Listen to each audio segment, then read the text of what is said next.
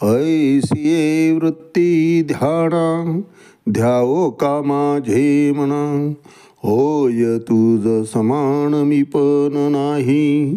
अनंत गोवळू अलुगटू दावितासी नेटपाटू. काय वानू तुझी सुरपदवी ठाण त्रिभंगी देखोनी. देव दे सुंदर आठवू विसरू हे नाही रय्या. माऊली ज्ञानेश्वर महाराज की जय. नित्य या मनासी करीतो विचार. तो हे अनावर विषय लोभी. आता मज राखे आपुलिया बळे. न देखे हे जाळे उगवता. सापडला गळी नाही त्याची सत्ता. उघडी मागुता घेतला तो. तुका म्हणे मी तो अज्ञानची आहे. परी तुझी पाहे वाट देवा. 5000 वर्षापूर्वी अर्जुनानं भगवंत सांगत असलेल्या योगाभ्यास किती अवघड आहे, अशक्य आहे हे सांगून स्पष्ट नकार दिला महाराज. परिस्थिती 5000 वर्षापूर्वीची आहे. त्यावेळेस तर भौतिक सुख आज या वर्तमान काळी जितकी आहेत तितकी नव्हती महाराज. रममान व्हावं असं काही भौतिक प्रगत शास्त्र नव्हतं त्या ठिकाणी. सुख बसल्या जागी इतके मिळत नव्हते. तरीही त्यावेळचा जीव प्रतिनिधित्व करतो आहे आणि तो या परमार्थाची वाट अवघड आहे म्हणून अर्जुनाच्या रूपानं सांगतोय. सर्व भौतिक सुखाचा त्याग करून एकांत स्थळी योग्य जागेची आसनाची आणि मन एकाग्र करून स्थिर करून मारलेली बैठक प्रापंचिकाला अशक्य आहे हेच अर्जुनाला सांगायचं. आणि त्यावेळेस तर आयुष्य खूप मोठं होतं महाराज. आज तर फक्त 100 वर्षाचं आयुष्य आहे. या 100 वर्षामध्ये हा उद्योग करायला प्रापंचिक कधीच धजणार नाही. म्हणून अर्जुन त्यावेळचंही त्याची मानसिकता सांगतोय की हे अव्यवहार्य आहे. कारण हे करत बसलं तर प्रपंच कधी करावा आणि त्यातल्या त्यात हे अवघड आहे असं स्पष्ट मत अर्जुनानं व्यक्त केलं आहे त्यावेळेस. आज वर्तमानात तर ते किती अवघड आहे महाराज. भौतिक सुखाची अनंत साधने आज उपलब्ध आहेत. अहो साधं तीर्थयात्रेला निघावं तरी घरातून नको वाटते इतके सुख लोळण घेत आहे महाराज आज प्रत्येकाच्या घरात. आणि अशा प्रसंगी वैराग्य प्राप्त करून एकांतवासात बसणं फारच अवघड आहे.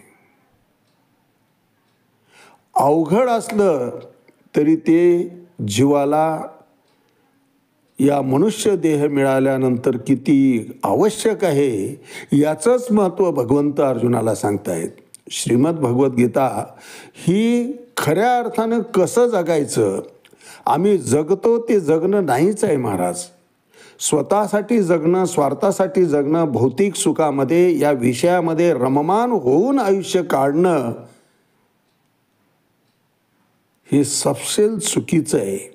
आणि हेच भगवंतांना या ठिकाणी बिंबवायचं आहे की अर्जुना तू आजही युद्ध करायला आला आहेस पण युद्धाचा उद्देश तुझा वेगळा आहे.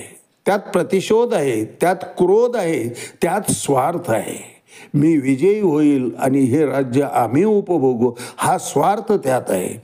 भूतकाळातल्या ज्या घटना घडलेल्या आहेत, जो अन्याय झाले त्याचा प्रतिशोध तुझ्या ठिकाणी स्पष्ट दिसतोय. आणि हेच भगवंताला नको आहे की स्वतः करता जगणं जीवानं सोडायला पाहिजे.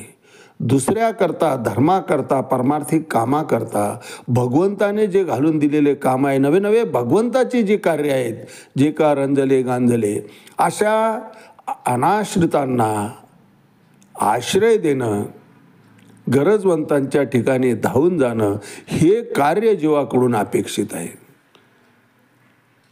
आज आपलं चिंतन श्रीमद भगवद्गीता आत्मसंयम योग अध्याय 6 श्लोक 34 चंचलम ही मना कृष्णा प्रमाथी बलवदृढम तस्याम निग्रम मन्ने वायोरीव सुदुष्करम.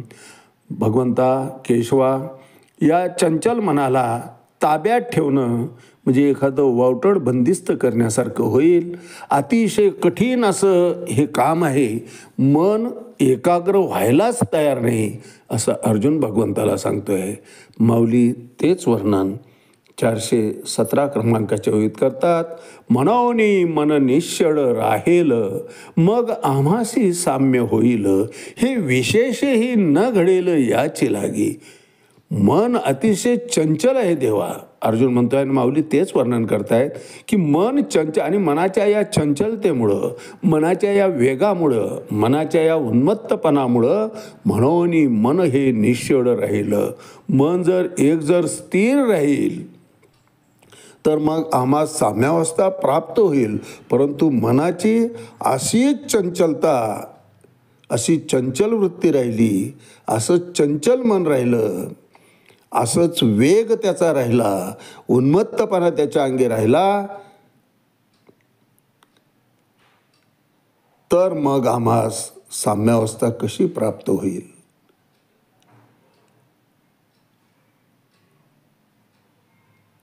शक्यच होणार नाही एकाग्रता पावणं, मनाची स्थिरता लाभणं. म्हणून अशा चंचल वृत्तीमुळं बहुतेक ती साम्यावस्था, जी अद्वैत भाव आहे, जो अद्वैत भाव आहे, ती अवस्था प्राप्त होणं दुर्घट आहे. इतकं शक्य नाही देवा. इतक्या सहजपणे ती प्राप्त होणं मला तरी शक्य होणार नाही असं अर्जुन परखडपणे मत मांडतोय भगवंतापुढं. की मन ताब्यात देणं, तुझ्या ठिकाणी स्थिर करणं केशवा सहज शक्य नाही आहे, अवघड गोष्ट आहे. म्हणून मन निश्चळ राहील मग आम्हाशी साम्य होईल, हे विशेषही न घडेल याची लागी. आज याच ठिकाणी थांबूया. रामकृष्ण हरी पुंडलिक वरदा हरी विठ्ठल. श्री ज्ञानदेव तुकाराम पंढरीनाथ भगवान की जय. माऊली ज्ञानेश्वर महाराज की जय. जगद्गुरु तुकाराम महाराज की जय. शांती ब्रह्म एकनाथ महाराज की जय. आदि शक्ती मुक्ताबाई की